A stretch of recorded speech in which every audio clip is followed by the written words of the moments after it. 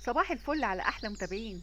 ايه رايك في لقمه القاضي دي؟ يلا اللي بتحب لقمه القاضي وكانت بتفشل منها، تعالي يلا نعملها مع بعضينا. مش ممكن ابدا بالطريقه دي تفشل منك.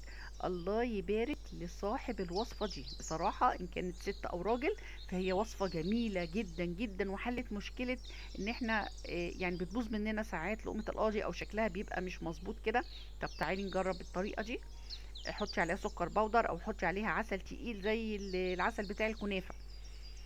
معايا هنا كوبايه من الزبادي، انت هاتي الكوبايه اللي تعجبك، كبيره صغيره زي ما يعجبك، وامليها هي نفس الكوبايه دقيق، ومعلقه صغيره من البيكنج باودر ورشه ملح. وهي دي كل المقادير بتاعتنا النهارده. مش حاطين خميره خالص. هتبتدي ولا حاطين سكر، هتبتدي تقلبيها كده لحد الدقيق ما يختفي تماما جوه الزبادي، وبعدين هنبتدي نحط شيء ميه كده. يعني انا احتاجت مني حوالي نص كوبايه من الميه.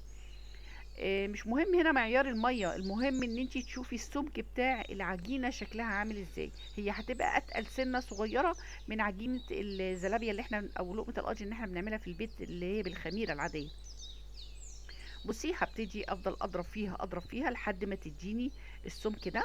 خلاص انا كده هعرف ان هي كده اتظبطت معايا بالتقريب. احنا مش انا بقرب لك بس الميه، لكن هي ممكن تختلف عندك، تزودي ميه او تنقصي حسب كميه الزبادي اللي انت حطاها.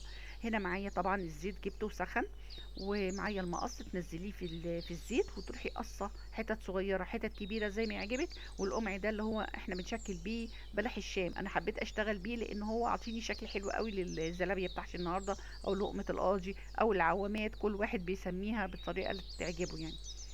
احنا مش حاطين هنا خميره في العجينه بتاعتنا ولا حاطين سكر، هي دي بس مقاديرنا، وطلعت بصراحه تحفه تستاهل التجربه. جربيها هتعجبك قوي.